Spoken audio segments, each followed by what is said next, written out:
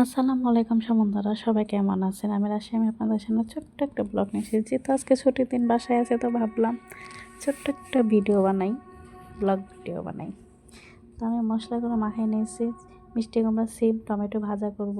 খেতে অনেক মনে যাচ্ছে, যেহেতু আজকে বাসায় আছে তো ভাবলাম মাছ মাংস কিছুই রান্না করবো না, ঝাল ঝাল কিছু ভাজা খাওয়া যাক। তো টমেটো, মিষ্টি কুমড়া, সিমগুলো মাখাই নিচ্ছি। তো মাখানো সামান্য একটু সরিষার তেল নিচ্ছি যেন ঘ্রাণটা হয়। খেয়ে দেখেন, আর খেতে অনেক মজা লাগে। গরম গরম ভাতের তেল চুলায় দিয়ে রাখছি, তো এগুলো তেল গরম চলে যাবো, ভাজা জন্য তেল পরে চুলে বসায় রাখছি, গরম করতে দিয়েছি। তো দেখতে থাকেন কি সুন্দর করে ভাজতে, কালারটাও কিন্তু অনেক সুন্দর। মোটামুটি আমার ভাজা শেষ। ধনের পাতা দিয়েছি, আমি ধনের পাতা দিয়ে মনে হচ্ছে এখনই খেয়ে ফেলি, আজকে মনে হয় অনেক ভাত খাবো এরকম মনে খেয়ে ফেলি।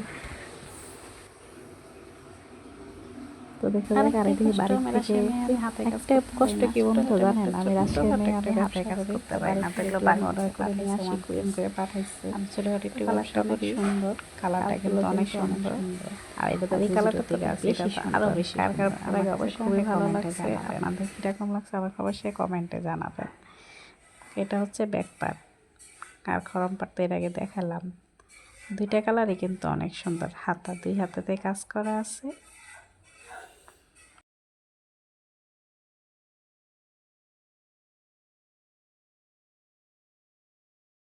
তো কাজ শেষে সুন্দর করে ঘরটা গুছাই নিচ্ছি। প্রথমে আমার ঘরটা গুছাই নিচ্ছি, আমার ঘরটা, আর আমার গোছাগাছি করতে অনেক অনেক ভালো লাগে। নিজের ঘরটা সুন্দর করে গুছাই নিচ্ছি, বিছনাতে ওই যেগুলো কাপড়গুলো ফালাই রাখছি, এগুলো তো আপনাদেরকে দেখালাম। দেখা যাক আর হেনে কী রান্না করেছি।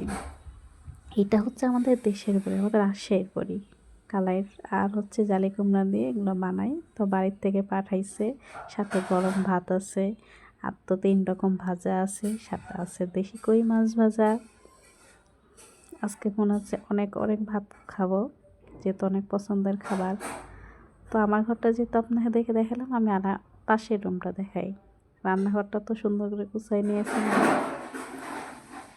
রান্নাঘরে যেহেতু কাজ শেষ। এটা হচ্ছে আরেকটা রুম, আমার রুমমেটের রুম। আমরা আসলে মেয়েরাই থাকি বাসায়, যেহেতু আমার হাজব্যান্ড দেশের বাইরে থাকে, ওর জন্য আমি একটা মেয়ে নিয়ে থাকি।